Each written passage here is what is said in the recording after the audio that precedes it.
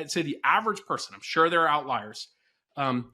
What a heroic, extraordinary feat of human desire to say, I am willing to go through this treacherous journey, both in distance and, dealing with cartels, to get to a place where now immediately I'm being put in this kind of like, pending asylum status, that everything is very fragile. We should be celebrating that. And we should just have a logical policy to say, this is how you do it. Like, please do not try to cross the Darien Gap to get here. We are going to increase, and we can do a merit-based system or whatever the right set of policies. You could ask this same question a lot around why does Elon engage on like crime statistics or other kind of things that are incredibly polarizing.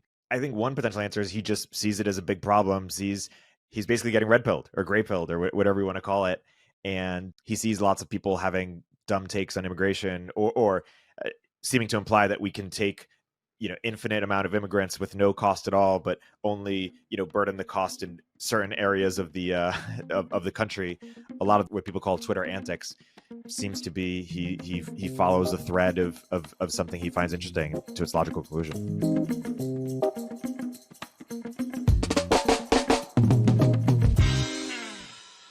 Hey, what's up, man? What's going on? All good. We're going to talk about the border. Yeah, let's do it. We're talking about immigration, some timely stuff happening. Both your parents are immigrants, right? Yeah, my dad's. We have some cancellation protection. Erik is the descendant of 2 immigrants. I'm the descendant of 1. We both get our Latinx, so if anyone's accusing us of being anti-Hispanic, we have that heritage. But I guess it didn't work for Coleman Hughes, right? Like he got accused of being racist for basically saying we should be colorblind. Yeah. Okay, well, if they come for us, at least we tried. Yeah, my dad is Israeli, my mom is Colombian, and they came to America for college, and they're like diehard American dream. They've been here ever since, and they love it. You said one of your parents is an immigrant. Where from? Yeah, my mom was born in Cuba, and they had everything taken from her and ended up in the U.S. Did as a kid, or she was 4 months old when she came. So like my grandparents had everything taken from them, and they moved to the U.S. Yeah. Wow. They actually had to smuggle some gold across the border. My grandmother had to sew the wedding ring into the hem of her dress. And so like Bob Menendez in New Jersey is also of Cuban descent, but he had a different type of smuggling gold. And I don't think it was related to Cuba, but that's for the federal courts to decide. Yeah, definitely. Interesting Google search history. Or let's get into what's happening now, or why do people care? Well, I think it was interesting. I kind of saw this bubbling up on social media, and I was like, wait, why are we talking about the border again? Like, isn't it always kind of an issue? And so I kind of been ignoring the news, and so I did a little bit of reading, and it kind of like clicked a bunch of things back into my memory. But I think the most relevant thing that's happening right now is we've hit. It's kind of hard to measure this because obviously people are coming across the border, and you don't know that they're coming across the border. But more on that in a minute.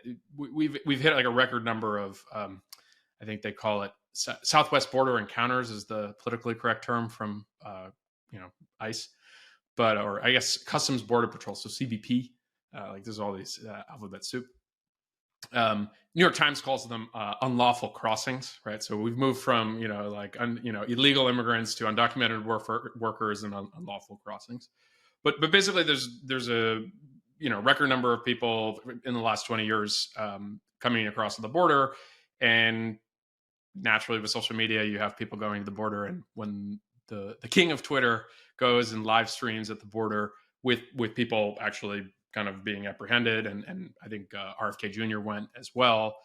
I think it starts to spur a national conversation again in terms of like what should we be doing, and I think with the Republican primary, and given the importance of immigration to Republican primary voters, it's going to be in the news cycle for the foreseeable future. But I think one thing this is why I kind of pinged you on this, is like maybe we should talk about this, is I actually think this is a very poorly understood issue by call it both sides or just most people. And I think most people, my opinion, just do mood affiliation. So they're like, what am I supposed to think is a good, kind of New York Times reading liberal, or I'm a Trump voter, so therefore, build the wall, right? And I think like our audience probably is more informed than most, but I figured we could have a discussion and just lay it out and leave little breadcrumbs that people can go read their own sources and kind of try to come up with a point of view on the border and immigration, which I think is the tightly coupled issue for themselves. That sounds good. But before we get to specifics, quick side question: why do you think Elon went? Like some people were speculating that maybe Elon has some political ambitions of some sort. Obviously, he wasn't born here, so he can't run for president. But I don't know. explain? I don't know if that will stop him, right? It could become a pretty big True. populist issue, and there's always a Supreme Court ruling and understanding like what the framers intended, right? Like I think the Second Amendment. I'm generally pro Second Amendment rights, but I think the Second Amendment, especially under Heller, the Supreme Court decision that Scalia did, we've extended the meaning of those rights into a very I wouldn't call it the originalist framer interpretation of the Constitution, but I think Elon. If I was to go back on why did he do it?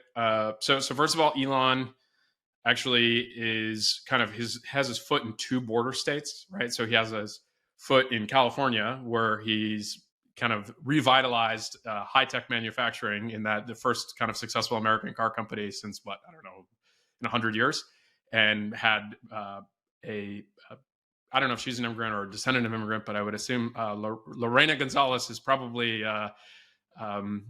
not an original Californian, or her family hasn't been here since the treaty with Mexico. So you had someone actually telling, F you, leave. And then so he has since kind of made more of an investment for both Tesla and SpaceX.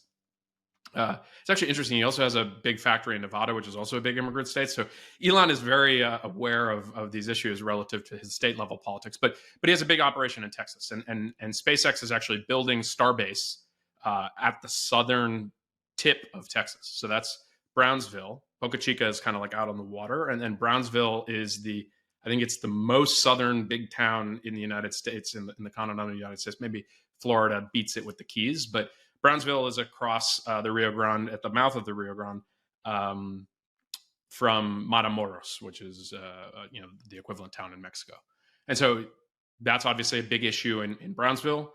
But I think Texas more generally, like that, Texas is the area that you kind of see the most antagonism, right? Like you have Governor Abbott sending immigrants to all over the country. I know DeSantis did this too, did Martha's Vineyard, but I think Governor Abbott is the one who's, I think, sending people to Chicago and New York and kind of stirring things up.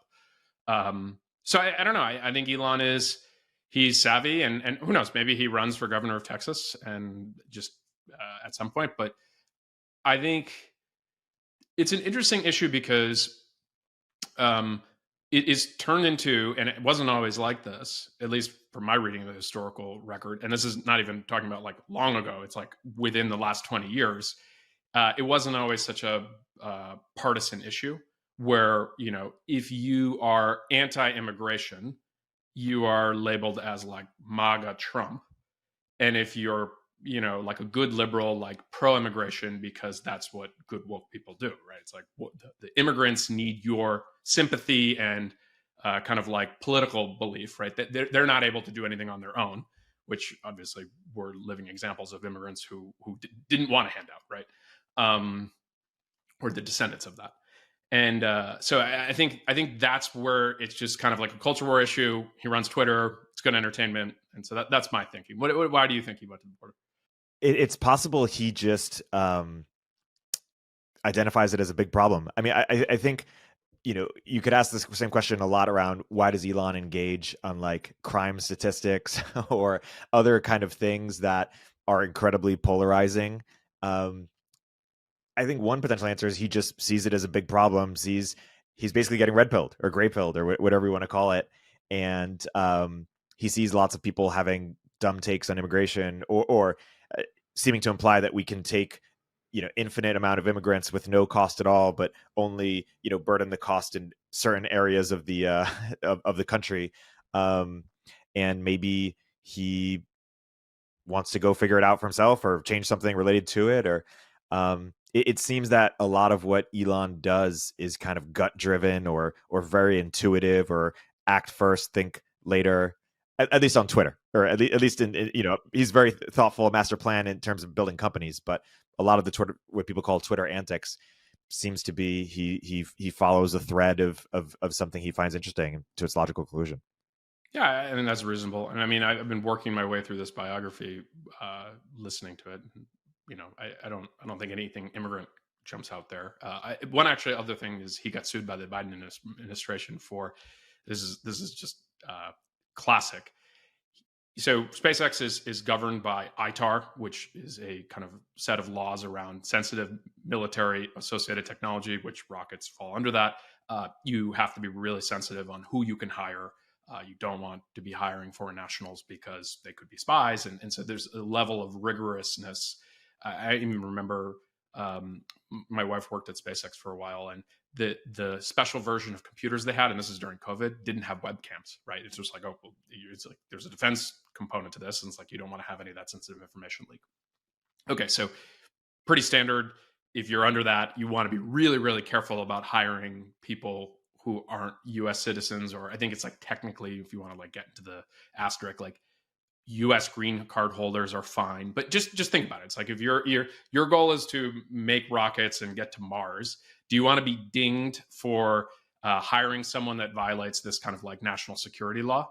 No, like you just probably steer clear and you say, hey, like for most of these jobs, we're just going to not even try to figure out the fine print. Like, can we hire you? It's just like we're going to focus on hiring American citizens. There are plenty of them. Okay, so Biden administration comes and says, sorry, you have been discriminating against asylum seekers. Remember that, because we're going to come back to it, and refugees. And it's just like, okay, like this is crazy. And the Biden administration's ticky-tacking him with the FAA thing. Now it's like the Department of like Wildlife like needs to make sure some rare bird in Boca Chica. It's like, okay, yes, we should be protecting the birds, but he's also moving humanity forward in terms of the kind of launch of Starship is a pretty significant step up in terms of our ability to move payloads into space. I think we could probably come up with like a reasonable compromise. Make them donate a bunch of money to a bird preserve at some other place in Texas, and 10x the population of those rare birds or whatever. I don't even know if there's a rare bird issue. That's the kind of stuff that he's getting hit with, death by 1,000 paper cuts of red tape. Yeah. But yeah, this shouldn't be an Elon episode. We should talk actually about the border. Let's go to immigration. But first, I just want to affirm something you said earlier, which is it didn't used to be just like a right wing thing. In fact, the right was more pro immigration. I remember Bernie Sanders said that open borders was a Koch brothers proposal. And it tended to trend more like free market, sort of right wing stuff, and the left was more sensitive on immigration as it relates to protecting sort of working class interests. So there was a bit of a shift. But yeah, let's get into it. Should we just do a history of U.S. immigration in a quick amount of time? Perfect. All right. So amateur armchair historian, but my understanding last time I checked is unless you were Native American or of Native American descent, everyone here in the U.S. is some point an immigrant, and we've had different waves of immigration over the history of the country. I think one interesting thing is Alexander Hamilton, right, has been appropriated by the left. Obviously he is an immigrant. He was from the Caribbean, obviously not originally from the Caribbean, but like his family had immigrated there, and then he emigrated to New York City. And I think generally this kind of like myth of the left being like pro-immigrant is not actually rooted in any amount of fact. So I think like the first major piece of like federal legislation around immigration is banning people from China. So I think it was like in the 1880s, after they did all the hard work and plenty of terrible deaths associated with building the Transcontinental Railroad. It's like, okay, great, thank you. Now no more people from China. We're going to have too many people from China in California. Like we want to stop that. And then even more aggressive immigration controls got put in place by the Democratic stalwart President Woodrow Wilson, who basically banned everyone from Asia. Like they put like a test to come in the country in terms of your ability to speak English, and they, I think, limited some stuff in Europe, mostly Eastern Europeans, like the less desirable, and basically made immigration policy that was very oriented towards Western Europeans. So you end up getting Irish, Italians, and so it's just kind of interesting. Is like the predecessor of the progressive left, right? Like if you think of like Wilson as kind of being right before FDR, is responsible for probably the one of the most racist pieces of immigration legislation. Different time and era, right? Like as we like to say, pre-World War II doesn't exist. And then I think you don't actually change any of these rules until the 60s, where as part of the civil rights legislation, you get like the big whammy. It's the equivalent of like the Securities and Exchange Act. It's like the one piece of legislation that's just kind of there and then is slowly modified later. So I think it's like 1965, just like the Immigration Act, some name like that. And basically, it's the first change to that European national origin formula that starts to now say, okay, there are other, Western Hemisphere, Eastern Hemisphere, like we're going to allow people from all over the world to come here. And it has a pretty big shift in terms of where people start to come from, right? It's like obviously Mexico, and we can talk about that, but like Vietnam, people from Asia coming over, Philippines. And the other thing that act does, which again, you just have to always know where these things happen and they kind of get iterated on, is this idea of family linking. So if you can get one person into the country and into some level of okay status, you can now pull everyone from your immediate family and then your extended family. And so kind of getting an anchor person into the country becomes kind of the meta strategy if you want to get into the US. And then what's fascinating to me, and so this is a fun trivia fact for those who want to really melt some left-leaning brains. What president is responsible for the most amnesty given to immigrants in a single shot? Reagan. So it's like mid-'80s, passes a bill that increases some penalties and I think like enforcement, but he gives amnesty to everyone who had been in the country since like, I don't know, 1982 or something like that. So crazy, right? So, immigration, it's like I'm a good, New York Times reading person. It's like, no, Ronald Reagan is the champion of getting an actual piece of legislation, not executive orders, because there have been plenty of those, to get actual amnesty, the thing that everyone kind of wanted, in the last couple of administrations. Only one who's got it done and actually signed a law in place that you can't go change over in the next administration, Ronald Reagan. Stalwart of immigrants. But the other couple of things fascinating. So Bush does something in 1990. That's when H-1Bs show up. So you know how many H-1Bs are available per year? How many? Like 80,000. It's like I think it's like a 60,000 base, and then they have like a bump, and they always do the bump. How many illegal immigrants come into the United States a year? Hundreds of thousands. 3 million. Oh my God. So the legal immigration, the thing that everyone in Silicon Valley is fighting over that one slot, and then it's like country based. It's just so terribly orchestrated. 80,000 people have a legal shot. Like these are the high skilled people.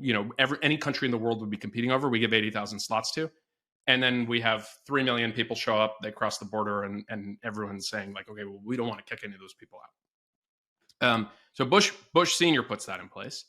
He also puts in place something called TPS. And if you know someone from maybe like El Salvador, some other countries, like I think Nicaragua might be under that, and Haiti, or it depends on I forget the exact list of countries, but that's temporary protected status, which like Milton Friedman says is a temporary government program, is nothing more permanent than a temporary government program. People just get on TPS once they come to the country, and it gets renewed every few years, and it's extremely stressful. If you know someone from El Salvador, like your heart breaks for how terrible their situation is, because there's no path for them to become a citizen a lot of times, and they just get stuck in this like weird, at a whim program called TPS. So that gets put in place. Who's the first president who puts in place in the modern era more aggressive anti-immigrant policies? Bill Clinton. He passes 2 different laws that Republican sponsored, but he's the president, right? So he could veto. two different laws that basically make it much easier to deport people. Okay, so I just want to make sure everyone's paying attention. Reagan is the guy who gave amnesty, and Bill Clinton is the guy that made it easier to kick people out. Hey, we'll continue our interview in a moment after a word from our sponsors. Compliance doesn't have to be complicated. In fact, with Vanta, it can be super simple.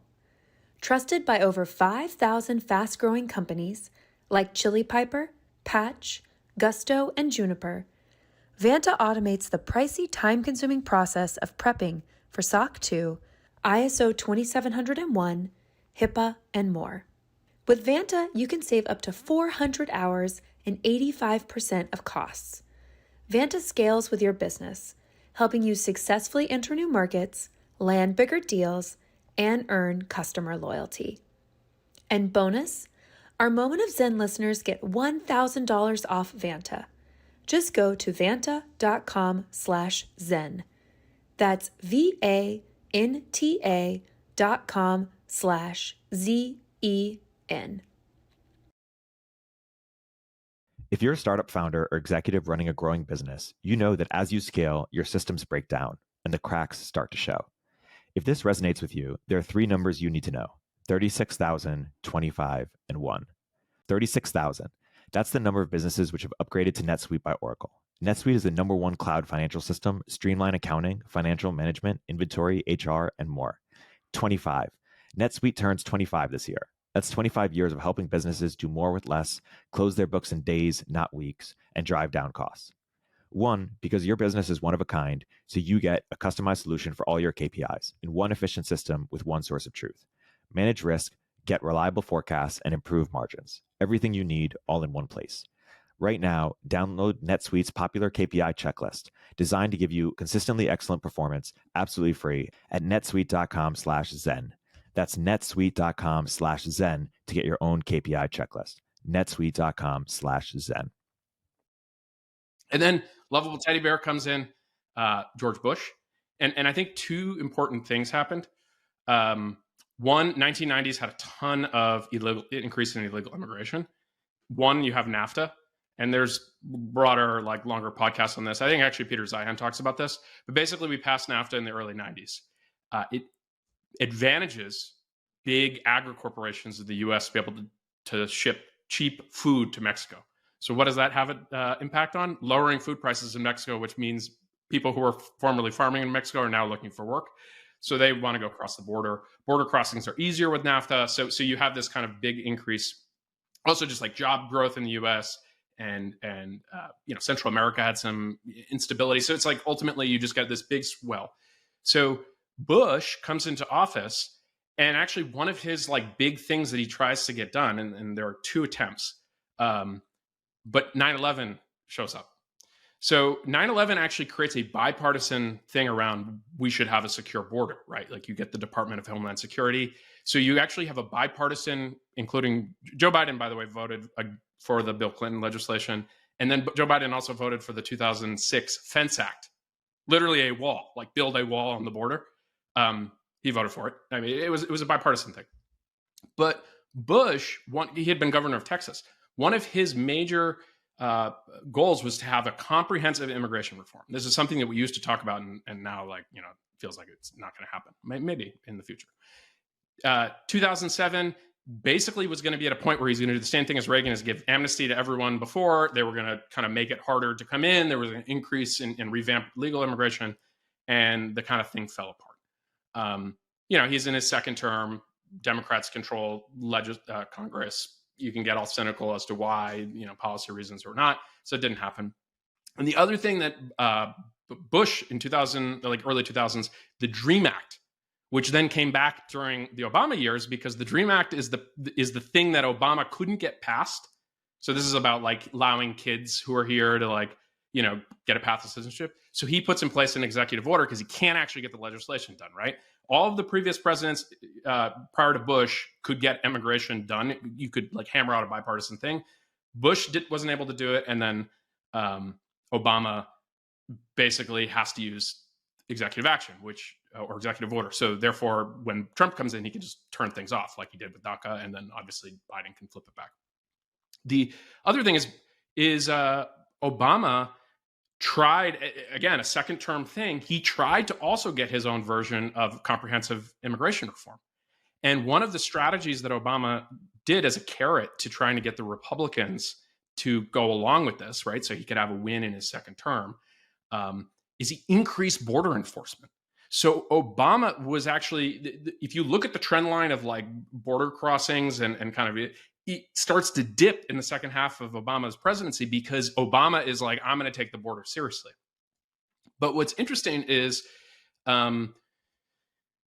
so Trump obviously runs on this platform. And I think it's important to remember, like, people might not remember, Rick Perry was actually the front runner at one point in 2012 for the Republican nomination. And he got eviscerated by the conservative wing of the party. And this is kind of the first time Republicans really start to lean into this kind of like soft on immigration type thing. And because he had signed a bill that basically allowed illegal immigrants to pay in-state tuition at the University of Texas system. And he had this great line, or, you know, which became a meme at the time, of if you don't want to allow an illegal immigrant who's worked hard and gotten good scores and they want to go to a Texas State University, you don't have a heart. And it just like completely backfired on him. And so that, I think, actually became a thing within the Republican Party, being like, whoa, like that policy or that position is not tenable in a primary. And then Trump obviously starts off his campaign, so, Mexicans are blank, blank, and blank. And like just out of the gate, the media gives him a ton of attention because now he just looks like this kind of racist, anti-immigrant guy. And he actually starts to fade in 2015. People like, or he kind of like, he's bouncing around with the different front runners. I think Herman Cain got out there at one point. And the point in Trump's presidential campaign in 2016 for the Republican side, which he did not ever, like, he became the front runner and never lost, was around Christmas in 2015. He pre-announced the Muslim ban, and basically his poll numbers skyrocketed week over week because he basically like came out as even more anti-immigrant, and that base has now like, just like, that is how to win in the Republican primary, is you have to be extremely strong on the border, the wall, anti-immigration. There is no place for nuance. Like one of the Vivek's things he's trying to straddle is like, I'm pro, skilled immigration, but but the reality is the base who votes in the primary does not care. They don't want they want to hear the message, build the wall, keep them out, like, and that's where we are. So the last thing I'll leave on the immigration run through is, so Trump actually had an increase in illegal immigration during his presidency. So he starts working on the wall. By the way, let's just talk about the border. 2,000 miles from California to Texas, ocean to ocean. We have 5,000 miles with Canada. So it's a smaller border. Of the 2,000 miles, 1,200, roughly 2/3, is the Rio Grande River, which is the border of Texas. So you have a water barrier for 2/3 of it. So there's only about 600 miles of actual kind of like land border, which a lot of that is kind of desert and uninhabited. And then you have, San Diego at the end, right? Prior to Trump doing the wall, and like, the left loves to talk about how Trump didn't actually build the wall and Mexico didn't pay for it. There was a pre-existing wall. It's like, the 600 of those miles already had a wall. Trump only had to add 50. And then by the end, there were a few gaps for whatever reason, private land or something like that. And Biden in 2022 actually said he's going to fill in those gaps. The famous one that everyone keeps showing is the one in Yuma, where it's just like, okay, the wall stops and this is where the people show up. And so, Trump had all of this kind of ticking up. So it wasn't actually that effective. And he did two things. One, he did this thing where it's remain in Mexico, which, I think is a disastrous consequence for the people who are trying to come across the border, right? And this is what I actually think. I don't want people to think that I'm cold-hearted to the people who are trying. These people are, so desperate that they're willing to do this crazy journey, this super dangerous journey. And that policy, the remain in Mexico policy, not the kids in cages, that's the one that you have all the cartels preying on these people, like robbing them, sexual assaults, all these terrible things that are happening because people are staying in Mexico. And then the second thing Trump did, and this is towards the end, is because of COVID, they were able to use a public health emergency. And Biden actually only in this May. So he kept the policy in place for 3 years. It's called Title 42, which just allowed an immediate expulsion of anyone because of COVID public health reasons. So they had this ability to kind of not follow the normal due process for things. They could just kind of send people back. And so that's actually what precipitated this. The kind of change in May to this Title 42 policy now means people can actually come into the country, and the hack, the thing that actually people are doing now, it's asking for asylum. Another fun fact: most people think of like illegal immigration is like, oh, people from Mexico. That peaked in like 2010. Like we've tapped out people from Mexico. Yeah, there are still some people coming from Mexico, but the most recent data, it's like 20% of illegal border crossings are people from Mexico. Another, call it 20%, are people from Central America. So we've actually tapped out they call it the Northern Triangle. We've tapped out the people coming from there, and obviously El Salvador is doing better, so there's less pressure for people to move there. The 60% of people coming across the border now are from a variety of other countries. And there was actually a New York Times piece on this, right? So you don't have to think that I'm some crazy, right-wing conspiracy theorist person. It's New York Times talking about the Darien Gap. And for those who don't know where the Darien Gap is, fun fact of geography, it's the reason that there is not a north to south highway going from, Canada all the way to the tip of Chile. It is one of the most inhospitable places in the world, and people die there trying to go through it. 250,000, this is from the New York Times, 250,000 people last year started in South America and went through the Darien Gap on their way to getting to the border. And so the thing that happens now is, so in a prior era, when you had Mexican immigrants coming across, or Mexican migrants, they were trying to not be caught because they were coming to do work. And this is not to say that these other people aren't coming to do work, but it was important. They were just like, I want to get to the US, I don't want to get deported, I want to get the job, and I'll come back to Mexico eventually. The asylum seekers, they get across the border, and this is actually something I didn't quite understand, and this is why you see it on the videos. They're super happy to get interviewed, because as long as they can get to a customs officer and say, hey, I'm here for asylum, they now go into a system that basically has, like, I think it's something on the order of like 800,000 or 1 million people in the backlog. And you have to get processed at a court date. And then you get to try to prove why you're deserving to have asylum. And I think last year it was like 20,000 approvals or something.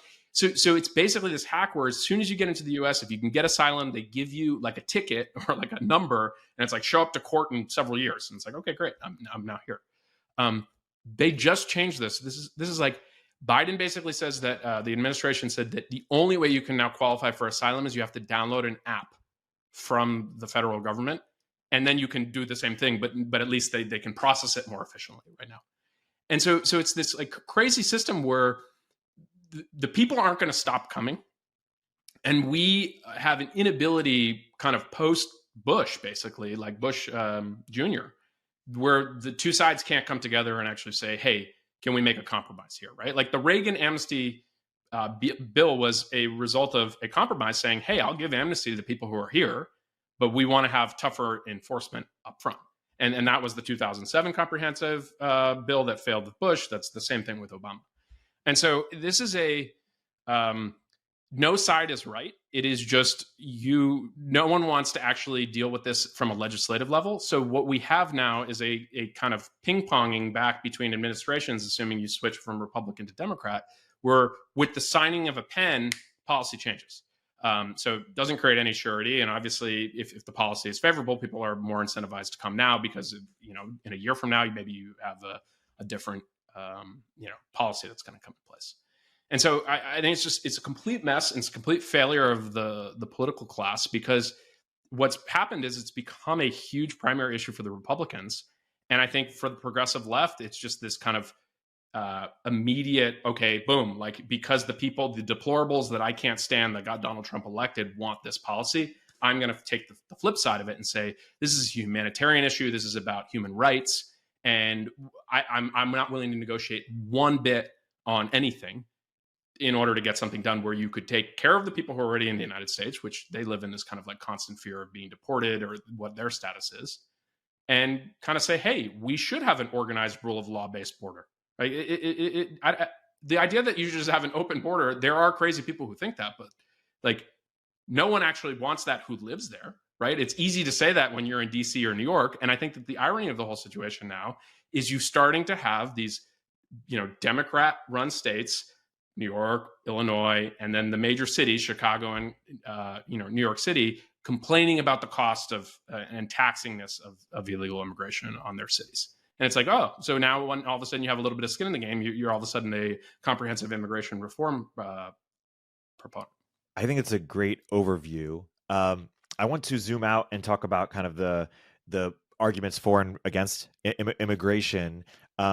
But before I do, just to close the loop on this, do you have a prediction for what's going to happen here in terms of how both parties are going to see it going forward? I honestly don't, because I don't understand.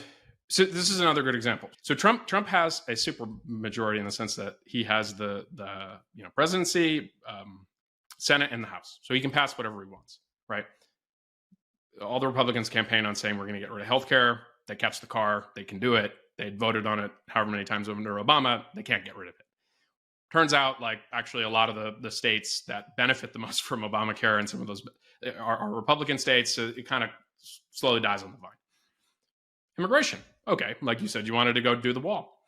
You can't get funding when you have all the Republicans, so they had to take the money from the military. And remember, the wall is not the actual issue because there's already a pre-existing wall. There was a piece of legislation called the RAISE Act. It was like Tom Cotton. They basically wanted to cut legal immigration, ignore illegal immigration by 50%. They couldn't get it passed because Lindsey Graham and these kind of centrist Republicans are like, we need immigrants. Like, our state's economy will not work if we do not have immigrants. And so it's an unfortunate thing, in the same way that I think is abortion at the federal level is an unfortunate thing, is that it is purely a political kind of an ability to just rile up your base, even though that there could be a very reasonable approach to saying, okay, we can give, amnesty, or we can take care of the people who are here. We can increase this amount of immigration. Maybe we should have more than 80,000 H-1Bs. Maybe why don't we double that or even more? And come together and say, hey, everyone has to take a little bit of an L in order to actually get a collective W. And I don't see anyone willing to do that. And so if we're in a kind of world where the president, every time they get elected, because things are so partisan, if you assume you're going to lose in the midterms, is you get one or two legislative opportunities, and then there's really no bipartisanship, then I don't know. Arguably Biden, in a world where Biden, and I think part of it is he's not really running the show. It's his administration and the staffers are. But in a world where Biden, 10 years younger, I actually think he's the type of person who could have probably got that done, right? Because he's a career centrist, right? He's for the crime bill. He's for the increase in punitive actions for the 96 bill with Clinton. He's a deal maker. And I think we're in an era where just these staffers and the administrations, I think, just get things really extreme, because I actually think Trump would be fine with it. But I don't know. One interesting thing about Trump is if he wins, I would imagine he's going to actually have the House and the Senate. The only way that you get a red wave for him to win, because I think otherwise he's probably going to lose. But if that was to happen, he'd be in this weird situation where he's going to be in a kind of full control of government with no reelection ability. So you actually potentially get him to take maybe more risk or more willing to do kind of deals with people. Because I think generally what happens is when you get those situations, it's usually a first-term president and they're already worried about reelection. So I'm not advocating in the sense of I think he's going to make some brilliant ideas, but it could be an interesting thing, given that I think at heart he is more of a deal maker than he is a staunch conservative. Yeah, that's well said. Okay, so let's get into some of the arguments for and against immigration. I'll start by talking about some of the arguments for it and why it's important. And in order to understand that, one needs to first understand why population size is important. And of course, ways to increase the population include having more children. But of course, that takes a lot of time for kids to become workers. It takes 18 years at least. So if you have a big sort of shortage of working population, the only way to get them is to import them. Basically, have immigrants come in, and that's what we have. That's what many countries have. And so basically, it's like population matters because more people equals more economic growth, more jobs, more customer demand, just more abundance across the board. That's why China is so rich. I mean, China has the GDP per capita of Mexico. It just has so many more people. It's the biggest country in the world. And that's why China has so much power over the US, right? Like China has more influence in the NBA or Hollywood or other industries than it seems that we do. And it's because they have the bigger consumer market. So, like, just to break that down even further, economic growth, you can think about how it advances through the demand side, and that's through growth of market size, and then the supply side, and that's through productivity. And so on the demand side, if you want to grow demand, you want more and more customers to sell your stuff to, and you want them to be richer and richer so they can buy more of your stuff. On the supply side, you want productivity growth, which means you want to make more stuff with less inputs, more revenue, lower costs, therefore higher margins, more profit. And so when you think about how you get demand growth, well, first you need more customers. So if you have more immigration, that means more customers. And how do you get some productivity growth? Through specialization in trade. And we can get into trade in a bit maybe, but more immigrants means more people can specialize, which means greater productivity. Immigrants, of course, buy things, so they increase the demand side of the economy, but they also start businesses at twice the rate of native-born Americans. And we could talk about sort of the self-selection of immigrants. Like, there's the trope where they're not sending their best, but they often are.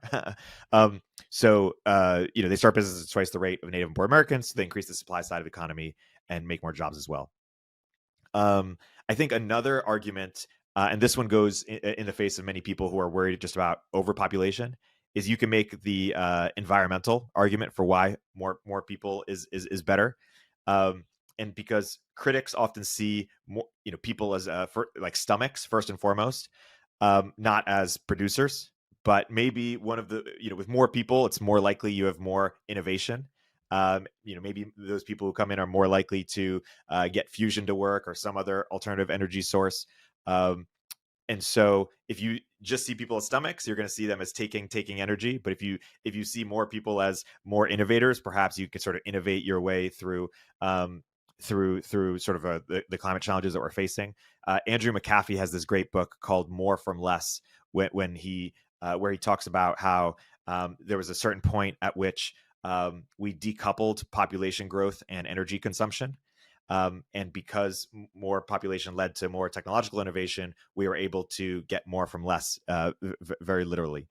So there's the economic growth argument, there's the climate or environment argument, and then there's kind of the argument that I alluded to before around national security in terms of, why is China so powerful? Why does Hollywood or the NBA or other industries bend the knee to them so much? And it's because they're so wealthy, because they're so big. And so to the extent that you want your values to shape the world, having more people is a solution.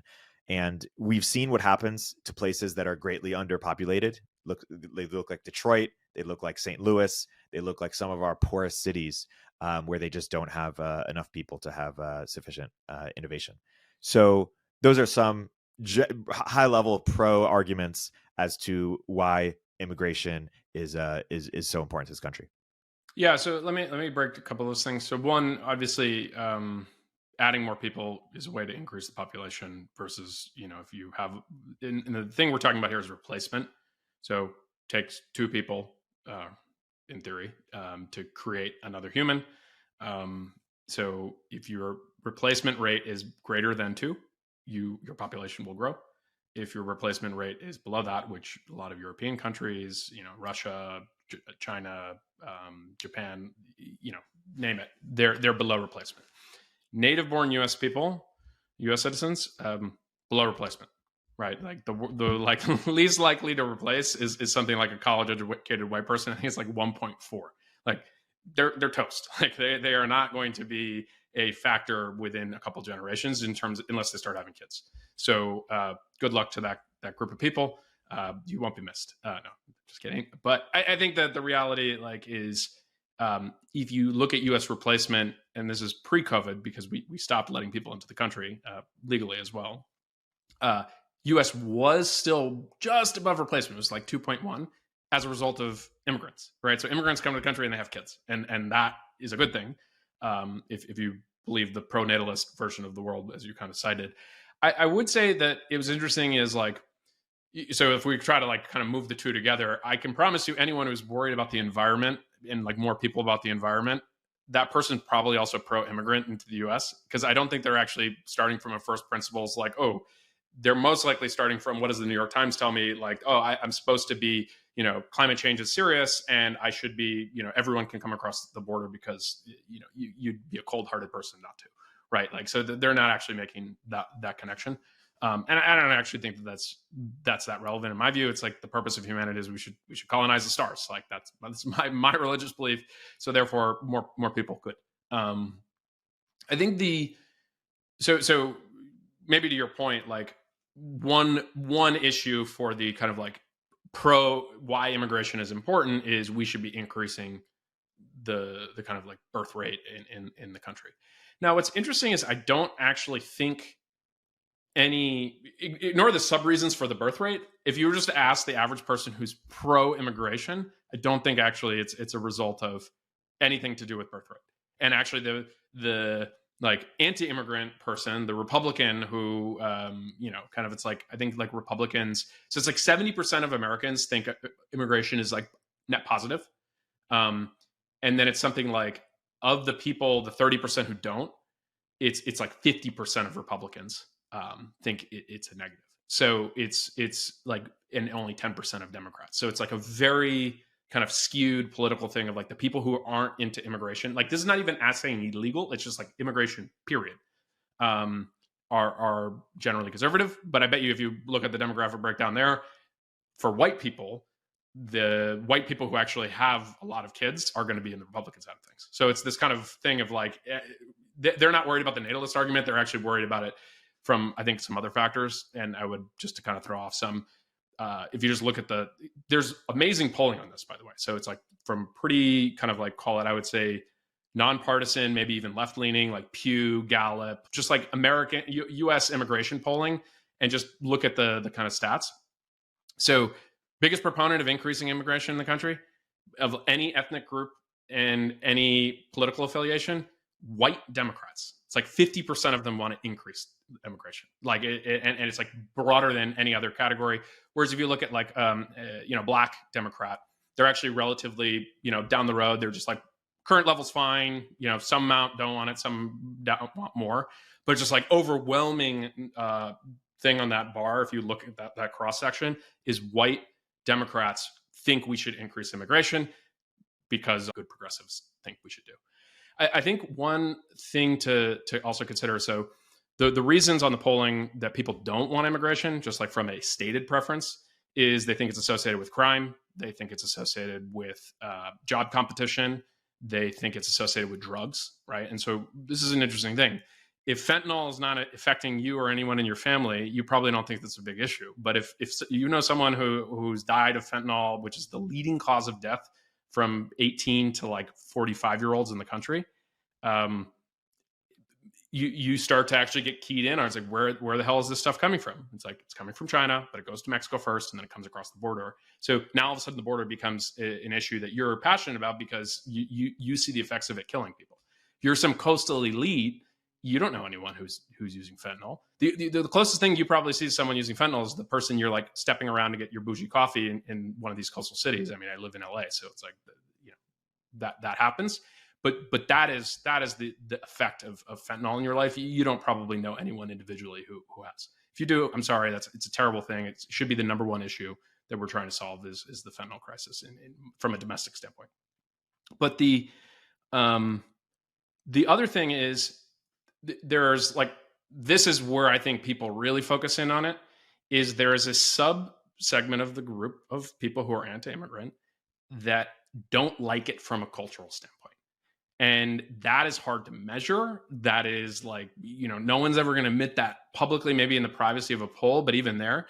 And that is what you get keyed into, I think, from the culture war issue, is that it's because these people who are anti-immigrant are racist and they are xenophobic and they don't like multiculturalism and the other. And I think it's a lot more nuanced if you actually talk to people. So someone in an area, like you go to a little bit more rural America, like a Trump voting county, a lot of those places have worker shortages. So they need immigrants, right? And I think where they kind of look at it is they're getting the kind of national issue on Fox News. They might have someone affected by fentanyl. So they're viewing it from the abstract lens of, oh, well, my local set of immigrants, my set of immigrants in my town from Honduras or mine from Somalia or whatever country in the world that people are from, those are the good ones. So we can keep those, but I don't want the bad ones that are actually trafficking across the border and the ones that Fox News obviously can turn into kind of like nightly entertainment on whatever channel. And so I think that it's a cartoonish caricature to think that people basically are like, oh, if you don't like immigration from a set of reasons, it's because you're racist. And it's like, no, it's actually a much more complex thing. And it's rooted in fear, right? So like to actually pin down the exact reason for the fear of the unknown, fear of this seems like a bad thing. And here's the interesting thing. Very few people ever just talk about the basic rule of law.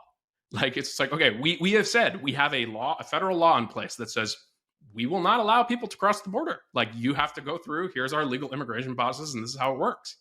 And the idea that just like, oh, well, this is the law in the books, maybe we should follow on it. It's like, it's interesting to me that there are, kind of a lot of, I think, establishment, left-leaning folks that want you to follow every law that's in the books.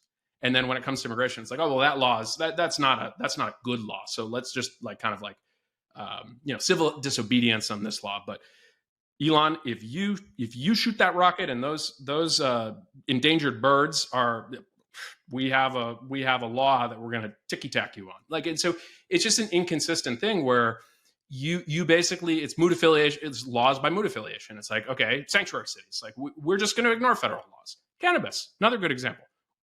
It's a scheduled substance at the federal level, and we've just decided that states can go make it legal. Personally, I'm in favor of that. I actually think it's like it's a silly thing to do, but we've gotten to a place where we just decide some laws don't count, right?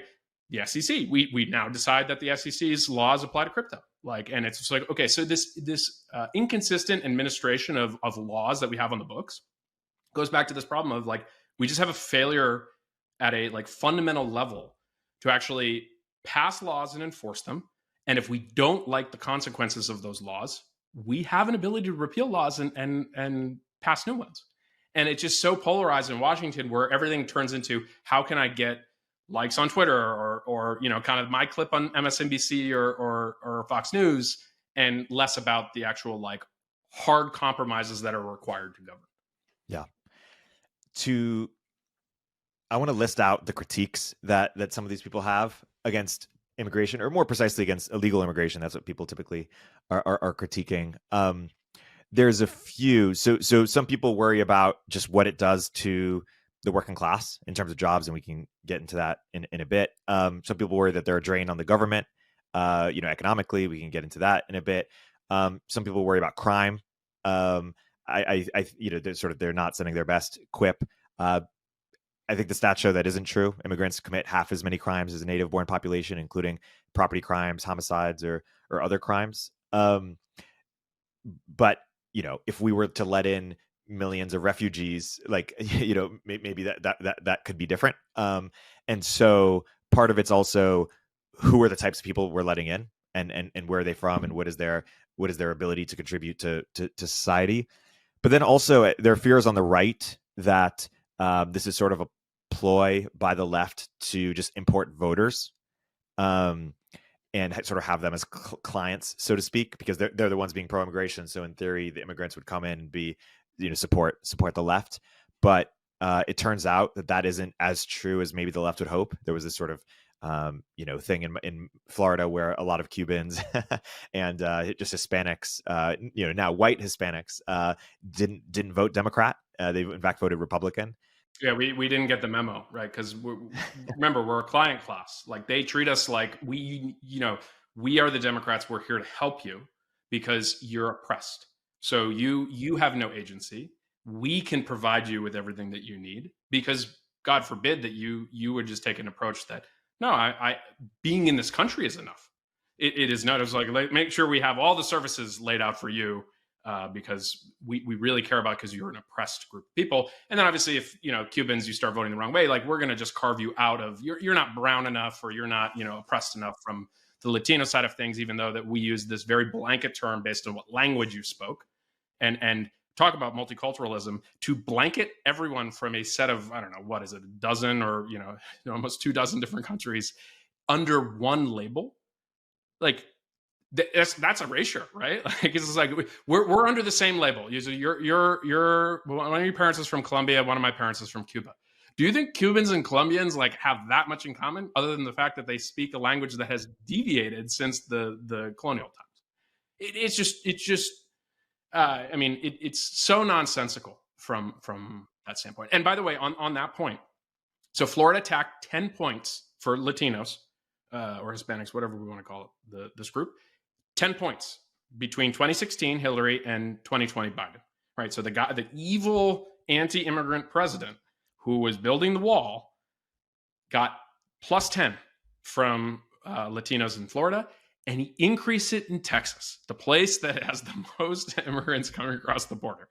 Now, California attacked the other way, right? So different groups of people, but you cannot universally say that Trump is this kind of like he's so terrible to this group of people. Now, maybe to the people who are trying to come across, and I actually would agree with that, like stay in Mexico policy, humanitarian disaster for those people. Now, whether or not it's our responsibility to let them across, that's a more, I think, nuanced debate.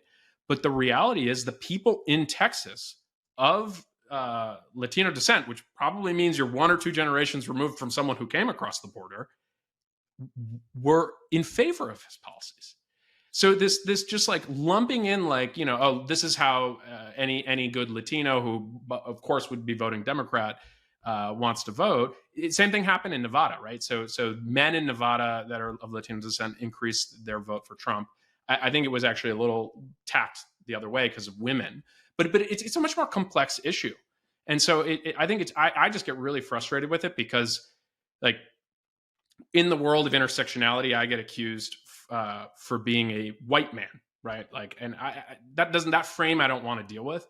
But the idea that they can choose to erase part of me because I'm not speaking the approved set of talking points that they want is the thing that boils my blood about identity politics more than anything else. It's and this is where listening to Coleman Hughes on All In.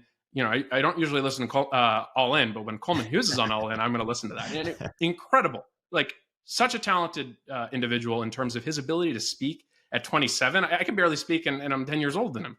But like the fact that people just, oh, whoa, like you can't actually say something that you believe if you, from a profile standpoint, should be saying this other thing.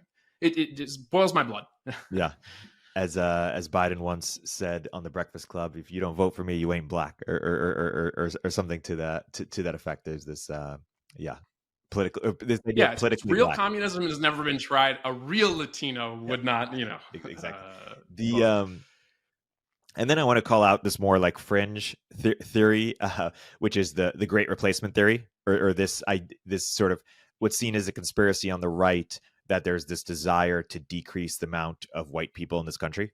White people, I believe, are 60-something% of the country. Chris Rufo just put out a tweet the other day where he linked to an article that said, corporate America promised to hire a lot more people of color, and it, post BLM, and it did. The year after BLM protests, the S&P 100 added more than 300,000 jobs. 94% went to people of color, so only 6% went to white people.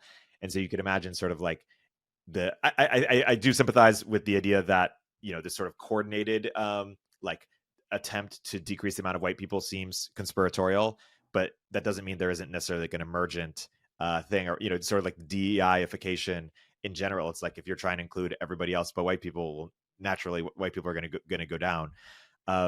And so I think that. But let me kind of push back on that a little bit. Like historical, like Know Nothing Party, no Irish need apply. It's a fundamental truth of most countries where, and I actually would be hard pressed to find a country with historical kind of like anti version of that. is the people who are in an existing country probably don't want a lot of other people who are not that culture or, you know, where they're from to do an influx. And whether the ruling class is okay with it is very different from, and this is why I think you're seeing right-wing movements in Europe, because they're running through the same kind of set of challenges. And actually, arguably, you know, the U.S. is a far more multicultural society than most other countries. I mean, my favorite thing about like talking about the rise of China is like, who's moving to China? Because that they're certainly not pro-immigrant. If you're Han Chinese, great, but like if you know, from anywhere else, I don't think you're going to get like a warm welcome in a country like China or Japan. Like they are as racist, if not more, than the average xenophobic, you know, voter in that group of people in the U.S. And again, not everyone there, but from a cultural standpoint, there are very few societies that have actually succeeded in any level of multiculturalism, the U.S. being the shining example, right? And so I reject that. I also, on the voters thing, so the other thing is, in theory, they can't vote, right? Like and so this is always the thing where I don't really like kind of entertaining conspiracy theory stuff, although it feels like, you know, with the COVID vaccine origin, now I'm always like a little bit like, should I be entertaining a little bit more? But here's the kind of thing that I think the Democrats could easily pull off, that I think that the Republicans would think it's a victory in the short term, but it would long term hurt them in terms of their own strategy, is voter identification.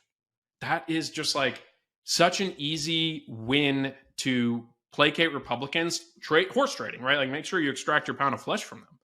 But if you are so confident that people aren't doing all of this, fake voting, bundling, whatever accusations, that I don't even want to entertain them, give them the voter ID.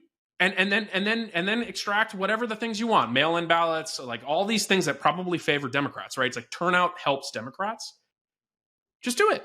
Like, you know, we wouldn't let you drive a car without a license. So it's like just get that last group of people that are the holdouts. It's like this weird perverse thing where it's like Democrats should be the ones that want you to have a license. That is like the big state. And it should be the Republicans and the libertarians are like, whoa. Like, I want my, you know, America's a weird country in that we're one of the few, if maybe the only country in the world where you don't actually there is no requirement to have identification papers.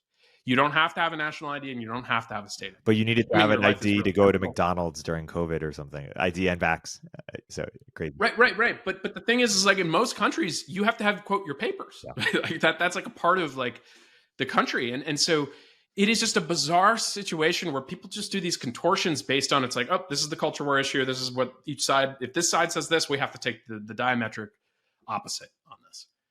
And so I think that the other thing that I push on, you know, I've had a few people mention this, and they probably wouldn't want to be in like kind of an open podcast about it, but I think it's the like not sending the best. And I think that's like such a BS argument. It's just like, first of all, who are you to judge who's the best versus not? And by the way, I never hear that from people who've actually had to do the immigration, whether that's from an educated like background from another country or wherever. Like that's tough shit. I didn't have to go through that. My mom and my grandparents had to go through that. That's traumatic stuff, right? Never heard my grandfather complain a day in his life about that experience, right? It's just like that. You got a shit hand and you had to deal with it, right? But the fact that you know, like these people, the people who are crossing the Darien Gap to get to the US, like, I want to be really clear. I want to separate we should have a comprehensive and logical policy on how to deal with people who are not following our rules of law. And if we don't like those rules of law, we should update them. But the people who are making these treks, right? I'd say the average person, I'm sure there are outliers. What a heroic, extraordinary feat of human desire to say, I am willing to go through this treacherous journey, both in distance and, you know, dealing with cartels, to get to a place where now immediately I'm being put in this kind of like, you know, pending asylum status, that everything is very fragile. But I'm willing to do that on behalf of, you know, myself, my family, my children. Like, we should be celebrating that, and we should just have a logical policy to say this is how you do it. Like, please do not try to cross the Darien Gap to get here. We are going to increase, and we can do a merit-based system or whatever the right set of policies. But like, that's the argument we should be having, not this like, oh, because Republicans who voted for Trump don't like immigrants, I'm now saying like keep the border open and don't fill in the gap in Yuma because that's a humanitarian issue. It's like, come on, like this is just so stupid. I agree. I think there's an interesting broader question that applies more to Europe than it does to the US, but it's basically like, does a country have the right to sort of determine its ideal pie chart demographics? Like, you could imagine if, Americans started flooding, if white Americans started flooding Brazil, or I don't know, some, sort of second world or third world country, they would call it colonization, right? They wouldn't call it, immigration. And you would imagine, like, Brazil wants to stay Brazil, or France wants to stay, like, they want to have a certain makeup. Go, hold on. Let's. I want to be really specific on countries. Sure. So Brazil is an invented construct. Basically, most of the natives died as a result of disease. Is the single largest place that had slave imports, right? Like, Paul Graham, thank you for crossing the Rubicon there and sharing that chart on Twitter. But I mean, he did it this week. I just could not believe my eyes. I'm like, how are we even like sharing this chart and not having you get canceled? But it just shows it's like Brazil is a country that most of the African slaves came to, and now is as our friend AGM would say, a syncretic, like, multicultural society. It's a complex society, deep issues there, similar to the US, but in a different way. But like, that is an invented construct in as much as the US is. Right. France, I think, is a little bit more, you could make an argument that there has been some history there. Now, it's like, how far do you want to go back? Like, it's like, were the Romans who took over and kicked out the Gauls, like, were they good? What happened when we had the waves of migration as a result of the Huns, like, and that intermixing, and now obviously I think you have a lot of like post-colonial, North African immigration to France. But I think like France is a better, one to talk about. Sure. But Hungary is never, well, actually it's not even true. Austro-Hungarian Empire, like Habsburg. So let's pick Finland. Finland doesn't have any. He's not on the map for most people moving to immigrate. Now, obviously, it's a nice country. It's like high standard of living. So if you're somewhere in kind of like a poor country anywhere in the world and somehow you got a ticket to Finland, you buy a coat, you probably freeze your ass off. It's mostly dark most of the year. But the services and the country and the education are going to be high quality. But Finland's an ethno state. It's like, the Sami people, or the people who were there, like that's what that country is. And there is no real history until, call it the very recent era, of any amount of multiculturalism. Whereas the United States, like, we passed after the genocide to the Native Americans as a result of a variety of things, but mostly smallpox. You kind of had a Puritan and mostly English set of immigration. But by the early 20th century, we had already had waves of Irish and German immigration, and then Scandinavian, and then Italian. So we were already at least a multicultural, like, ethno-state society, in the sense that if you take all those origins and distinct cultures and languages, we already have been living in that. So the modern construct of the United States, and it's only accelerated since 1965 with the now actually allowing Asian immigrants at scale, and so and then Latin American, but like, the US is the only actual society that, like, that's what's so special about it, in my view, is like, people are proud to say that they're American. Like, I am French doesn't have the same ring to it. If you were born there and your family's been there a long time, sure. But the idea of becoming American, like, we have, good friends who, like, that is a major moment in their life when they actually get to go through citizenship. And like, that is an amazing thing, right? It's like, my mom had to become a naturalized citizen, right? She was born in a different country. Like, that is I think, a unique characteristic, at least in its core foundation of the society, to the US and very few other countries in the world, right? Like, because even England, which I think has a very multicultural society as a result of being a former colonial empire, I don't think the average English would be like, if, granted Rishi is now running as PM, so like everything always changes. But I would imagine that there is a certain level of kind of like, oh, this is what it means to really be English. And I think it's much harder to pin as say what it really means to be American. What is it like? Be loud, share your opinions, like think you're the best. Like fine, like that can apply to a variety of different ethnic groups, right? Yeah. Well, I think some people want to say that America is rooted on this Judeo-Christian sort of foundation, or that it actually has. It's not just an idea, or collection of ideas. It's actually a people's, and we have been rooting out those peoples, peoples and a religion and a history that has been kind of erased or continues to get erased.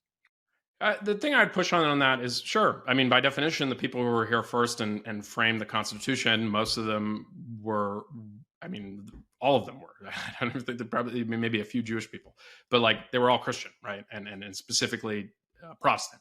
Very few Catholics at that point. So I think it's like Maryland is the only place that there were any number of Catholics in the 13 colonies. But the interesting thing about American immigration, at least until you started letting, you had a period of some Chinese immigration and then they banned it until, kind of post World War II and then really until 1965, is most of the people who moved here, even if they were different countries, right? So an Italian or an Irish person or a German person, they were still Christian. So it's like the Irish and Italian were Catholic, right? And you have the famous thing where it's like John F. Kennedy, one of the dings on him running for president was that, the Pope was going to be his, kind of like puppet master, which is ridiculous to think today, right? Like Biden is Catholic. But different era, right? Where it's like you have the Protestants assuming that these like unwashed Catholic masses of Europe, you have a nefarious papist plot. But the idea that each of those subsequent waves of immigration, for the most part, with that one exception of Chinese, and then realistically Eastern European Jews, who've had obviously phenomenal success, probably the most successful immigrant group in the history of the United States, at a small concentration, are Jewish people from Europe, right? And so like, and those are our people, but spread across a bunch of different countries and had different kind of traditions. But I think, so, but that's it. And so it takes you until you really get into the kind of like post that 1965 Immigration Act, where you're adding, people in significant numbers from Asia, people, from the Philippines, people later then from India, and now getting to a true multicultural society, right? Like I'm in LA. It's amazing to me. I grew up in Massachusetts. I didn't know anyone of Persian, Iranian descent. It's like you go anywhere in LA and it's like 50-50 chance that the person has a last name that it's like, oh yeah, they're from Iran and they speak Farsi. And so it's just fascinating that you have these pockets of places in the US that are thriving with these extraordinary groups of people who in many cases leave their country because of like really bad regime change, and they thrive, right? It's like Cubans in Miami, Persians, Armenians, like it just, that to me is the best part of the US is we have so many, we have a ton of space, right? So you're not competing over a finite amount of resources. And it's like, you really want to be like, kind of like, I hate all immigrants and I want to vote for Trump. You can go live in the middle of Utah or, that's picking on Utah, some random state with a lot of space, and you never have to see anyone that doesn't look just like you.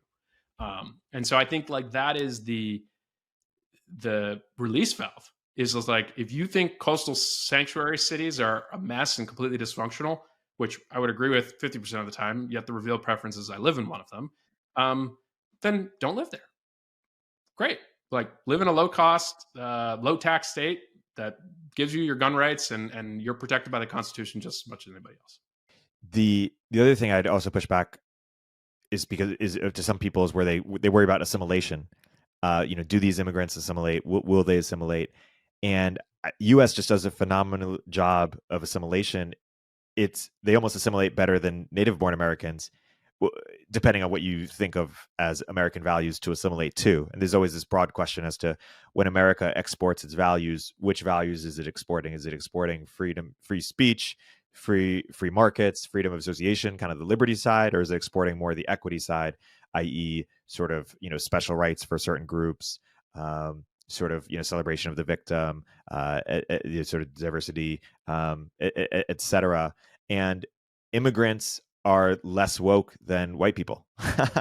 And so to the extent that you're right wing and you want good old American values, or traditional values, immigrants probably assimilate more to that than certainly college educated white people or native born people, or Native Americans. Sure. I mean, if you're religious, right? Like, I mean, what would you rather have? Some, coastal elite who's completely secular and looks down on you for going to church every Sunday, or your neighbor is Muslim and they're an observant Muslim and they are civil. They follow the kind of like the kind of like civil code of society, and they have their own set of religious beliefs. But because it's America, people can actually live side by side and not have sectarian warfare. Like, that seems like a pretty model neighbor, like in the sense that, someone who has my set of values around family and like, oh, there's a higher purpose in life. Maybe if we don't see eye to eye on the specific beliefs. And so I think it's goes back to what I said before, is I think the fundamental issue, and I know a decent number of people from a kind of cross section of socioeconomic and regional, right? It's like I when I go to visit family and friends in different areas, like you kind of run into different people. And I think it really comes down to is things that you don't have control over and seem scary, even if they're not happening here, you are naturally fear-based, versus if you understand the issue and you actually have a personal connection to something, you're going to move to a lot faster to empathy. And I think the same issue applies to gender stuff. And I think, like, anyone who kind of experiences the challenges that people who are not heteronormative day to day in the US,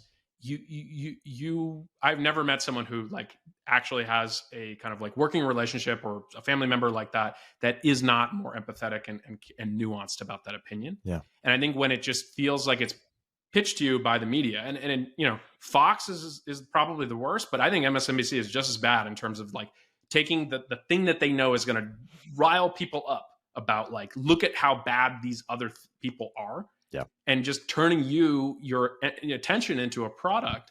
I think that is the root cause of it. And it's unfortunate, but I mean, that the reality is that's how the business is made. It's infotainment. It is not actually like news. It's there to keep you occupied. And actually, what's that comedian you recommended? And I watched the special. I thought it was really great. Shane Gillis. Yeah, Shane Gillis. Yeah. And he does this whole segment on his dad watching Fox News. Yeah, it's amazing. And I thought it was like it was funny, but also there was the reason it's funny is there's an actual truth to it in terms of just like what that situation is. And I don't know, I think what's challenging is we have this like a 1950s pre-internet view of the world where, kind of like, it's like Don Draper. It's like everyone's coming home from their job, wherever it was, and they'd sit down and read the newspaper and then watch, one of the three, major newscasters, and everyone had a consensus set of views. And I don't know, maybe that was the case. It really was. And like, I think it's hard to find that counterfactual unless you have a time machine, but I think that there's just a little bit of distance with history where people can kind of put it in a little bit more rosy of a light. And fundamentally, and this goes to the Joseph Heinrich's Weird book, maybe the internet really is like this kind of like thing that like, oh, geez, it's going to take us 30, 40 years to actually like manage it in a way that it took a couple hundred years to manage. And so maybe it's even longer, but manage books, right? It's like printing press, Protestant Reformation, 30 years war, 20% of Europe is dead. Like from wars of religion over, like how you should interpret the Bible, like not the best outcome for that new technological innovation, but obviously I think net positive probably for innovation and human progress is to have, easy access to text. Well put. And one other thing I want to call out is related to assimilation is that not only we do such a great job, but Europe or some countries in Europe are actually struggling, where you have Chris Caldwell wrote a book about this. Douglas Murray wrote a book about this, all within the last few years, basically talking about how you have this Muslim population that specific population who doesn't assimilate. And there has been a lot of friction, a lot of challenges. And it's a growing population, and they sort of have their own schools, their own values, and they're not integrating. And Macron, I believe, broke up a lot of a year or so ago, broke up a lot of these sort of home schools and said, hey, you have to take the French, common education system. Like we have to actually integrate you because like society is fracturing. Yeah. I would also say so France is interesting in the same way they don't do paternity tests because they don't want to rock the social fabric. And, this is a classic example of it would be nice to have our third co-host who wax poetic about France. But my understanding is France actually does not take ethnic data as part of their version of a census. It's like an intentional thing that they don't do because they're all French. So in the kind of willful ignorance to kind of almost like lecture Americans or whatever reason they do it, they actually don't have a good handle on this issue. And it kind of is like tried to be swept under the rug. And then you have these things break out. But here's the thing. You can say all you want about the U.S. and its inability to handle immigrants or assimilation or cultural stuff. Barack Obama, like everyone always thinks of him as black. He is the son of, he didn't stay, but a Kenyan immigrant, right? So he is a first generation American on one side. And Kamala Harris, right, is half black, half Indian, both immigrants, but father is from Jamaica and then mother is from India. So I think that the U.S., we have plenty of problems and they're never going to go away and we're going to have to kind of chip away at them and solve. But I think we're doing okay in terms of we're not that racist and we're not that anti-immigrant in the sense that we have people who are in the highest office in the land who are not that far removed from people showing up to this country who want a better life for their children and to work hard, right? And so I just think Bush is as Mayflower old school as it gets, but I think Biden is. I'd be curious what Biden is. How many generations removed? I'm assuming he's Irish, right? So it's like Irish Catholic. How many generations removed in the U.S.? Maybe he's like an 1840s Irish. So that's a bad example. But the fact that Barack Obama and Kamala Harris are there and not far removed from immigration shows you how high you can achieve. And I mean, Nikki Haley is right now, so she's of Indian American descent. You wouldn't even know, right? She's so well assimilated. I think Vivek, I'm pretty sure son of immigrants, and so you have Republican frontrunners right now that are not far removed from that.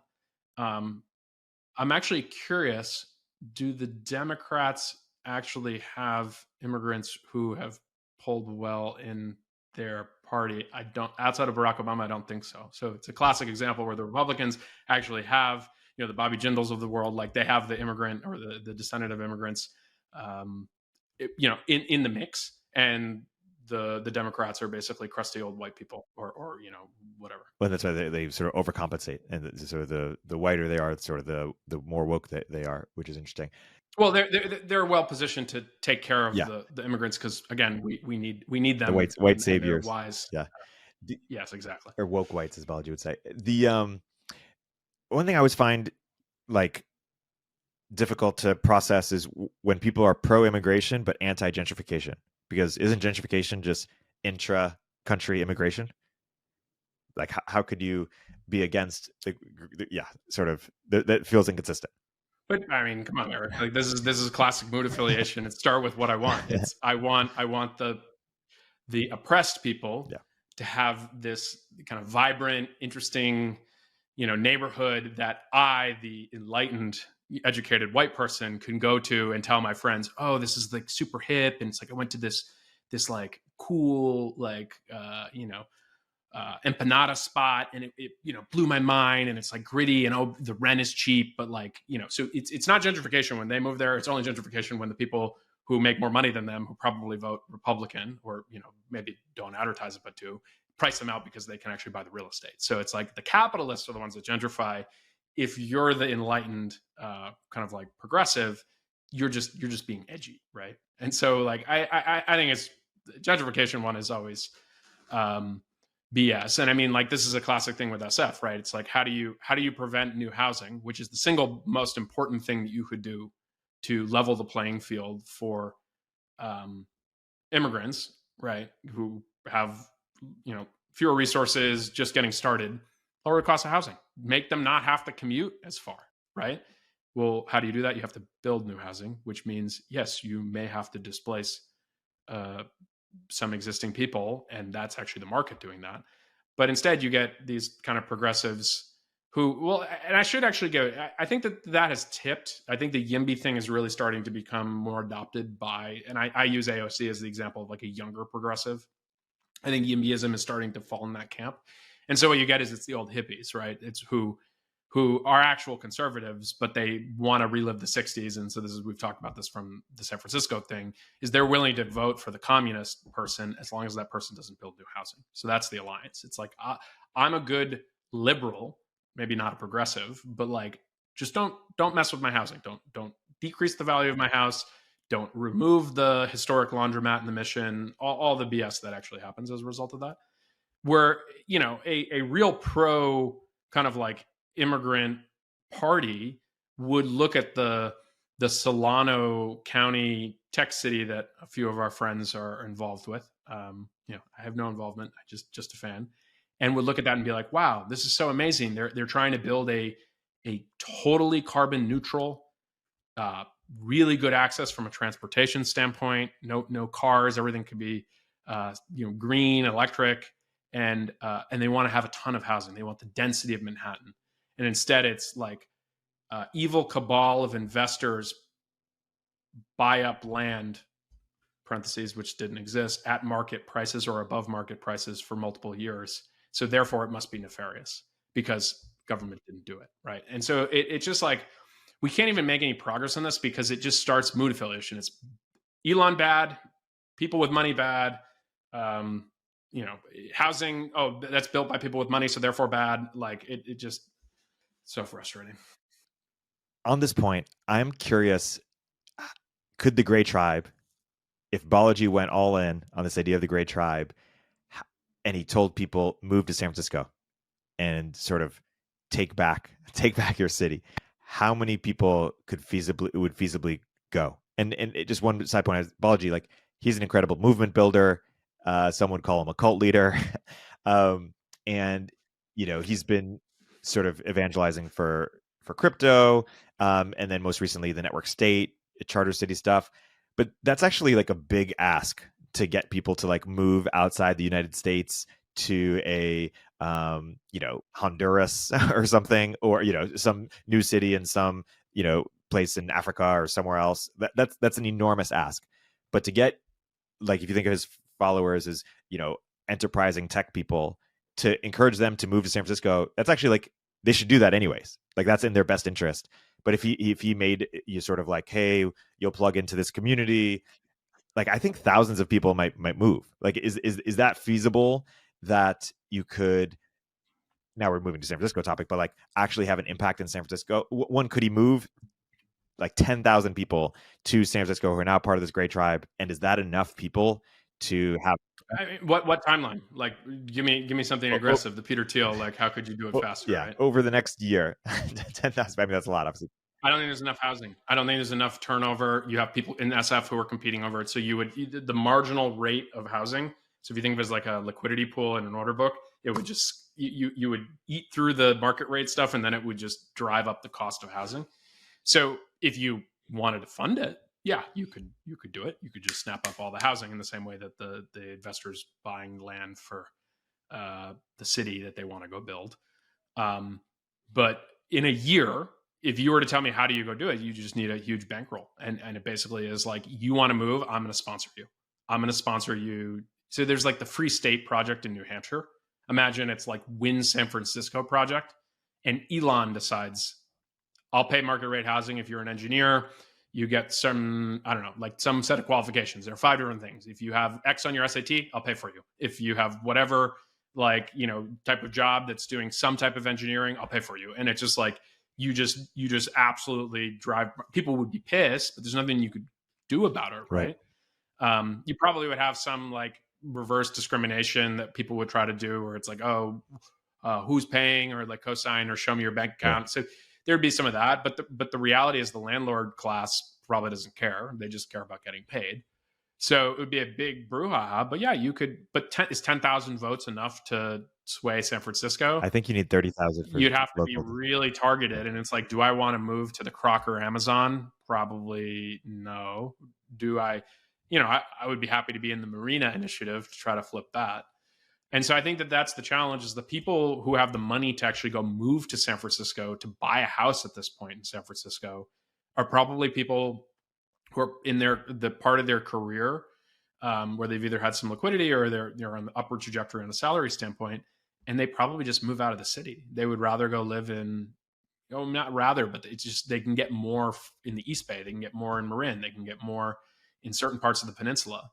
And so you have this natural clearing out function that you bring in the transient folks who are excited and want to go build the future, but they don't have any money. And so you have this issue. The single biggest thing that would change San Francisco politics. So if you were to tell me like, Dan, you need to fix it, like, none of that. Just chip away at Prop 13 and just get really, really organized across the state and target people who can vote, who are one generation removed from immigrants, or anyone who is at the middle or below the socioeconomic kind of like, you know, mean.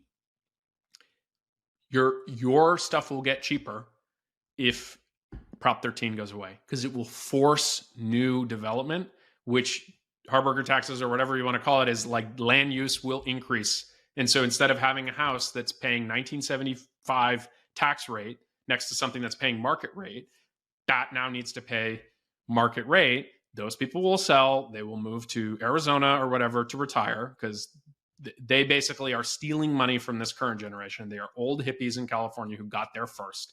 It is classic, me first, not thinking about the next generation.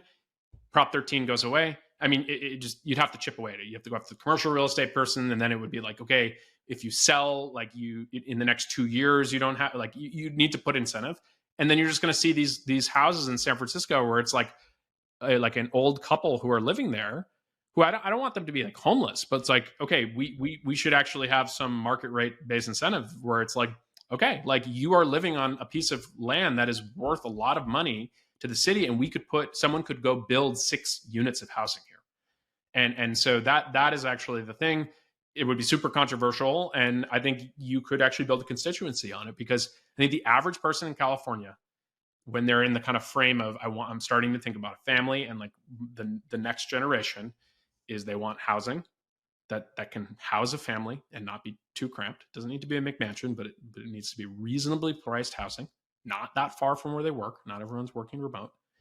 And education that, doesn't think algebra is racist. If you provide those 2 things, that is like just a winning constituency in my view. And so I don't know the machinations of like, how do you tack from the Democrat side, or you blow up the Republican Party in California and you tack back to that. But to me, that's a winning constituency of people. Is housing is going to be affordable, and education is going to be good, and crime is just basically, we're going to have police. Like, we don't need to have a military state, but we are going to make sure that if someone is dealing fentanyl, they're going to jail if they get convicted of it. And you are a car break-in ring, we're sending you to jail too. Like, there is no like leniency on that. And clean it up. You just those 3 policy issues and just drive that home. To me, that's what DeSantis should have run on. Is like, I kept Florida open on COVID. I want housing nationwide in any blue state or whatever. I mean, he doesn't even need to run on housing, because he can just win, whatever states he needs. But I want your kids to be able to have a good education, so I'm going to give you school choice. And we're going to put in some laws to make sure that police departments are protected enough that they can actually feel like they should go do policing and rein in rogue prosecutors that aren't following the law or whatever. I don't know if that's possible, but to me, that would have been the competent governor. Instead, he tacked to this crazy woke direction, which obviously has imploded on his campaign. But I think, I think that's what people just want: competence, right? And just focus on the issues that matter, and then don't focus on the culture war issues. Just be every single time, not a relevant issue. The thing that people care about are housing, education, and safety. I want to actually do the next episode on SF and maybe get a Grow SF person, because we in one of our group chats we just had a really long chat with them about one of their candidates, or someone sort of ostensibly who's their candidate, who was super anti-Elon. And so we're talking about sort of how unfavorable Elon is in San Francisco, and it led to a broader conversation, which we'll do another time. But maybe to wrap up this one, is there anything related to immigration yet that we didn't cover that we should close on? I feel like it was all negative. So here's my optimistic take. The change in tack from Adams, from, I don't know how to say him, Hochul, the governor of, Mayor Adams in New York, and Governor Hochul in New York, and then same thing in Illinois and Chicago, that now this is a problem and this is straining the resources, right? It's you can just look up Eric Adams' speech on immigration. He gives you all these stats on how this is a huge drain on the city of New York. The fact that this is now becoming more of an issue in those places will change the way the discourse potentially works, because those are where the fancy people are, right? And those are where the elite opinions are. And so in a world where Democrat politicians in Democratic strongholds are now changing their discourse around immigration, might open up an opportunity that within, whether it's the next administration, whether that's a Biden second term or Trump or someone else, that you could get a deal, right? A Reagan style amnesty for everyone who's here, huge win for the left, and then a more sensible, more border enforcement. Which, by the way, Anduril, that's one interesting thing we haven't even talked about. Palmer Luckey's first break on this company, which is now more of a defense thing, is drones and automated surveillance at the border, which of course that's how we should be doing things in 2023. It's we don't need more border patrols. We need more drones and cameras, and then when you detect someone, boom, you can send people over to do it. But a modernization of how we approach the border, and then an update to our legal immigration framework, right? So it's we should be increasing the number of skilled immigrants. That is a no-brainer. We have a structural employment gap, right? And so that's the optimistic take, is that because now some of these Democratic strongholds are feeling the pain, that will kind of force the sides to come a little bit more to the center. And I'll just close by also just highlighting, I alluded to this, but immigrants are twice as entrepreneurial as Americans. Despite being 14% of the population, they account for 25% of founders, and 40% of founding teams have at least one immigrant. 50% of unicorn startups in America have at least one immigrant on their founding team. A third of Nobel Prizes in America are given to immigrants. And so some economists say that high-skilled immigration, at the least, is $1 trillion check lying on the ground. But there are also arguments for low-skilled too, in terms of they tend to reproduce more. They often do the jobs that native-born Americans aren't willing to do, and they just help with our population problem more likely. I feel like that was a good anti-cancellation disclosure. But here's the simplest thing: people who are willing to risk it all to go to a new country have grit and resilience, and net, that's who we want here. And so, can we filter out some of the bad apples or the whatever? Yeah, sure. But I think ultimately it's not about the people, that's how people change the argument. Is it you are cold-hearted and you don't care about the people? It's no, let's actually get to a policy that we can all agree on. And then actually, once it's agreed upon, we follow through in actually enforcing the set of laws that we've put together. And so that's what the conversation should be about. And instead, it just turns into you're an asshole because you don't like these people, and the other side is you just want to let people stream through the border, which maybe is the case. But I think that is the fundamental issue. It's not the people that is as much as the policy is the thing that is so asinine. Well put. Let's wrap on that, and we'll chat next time.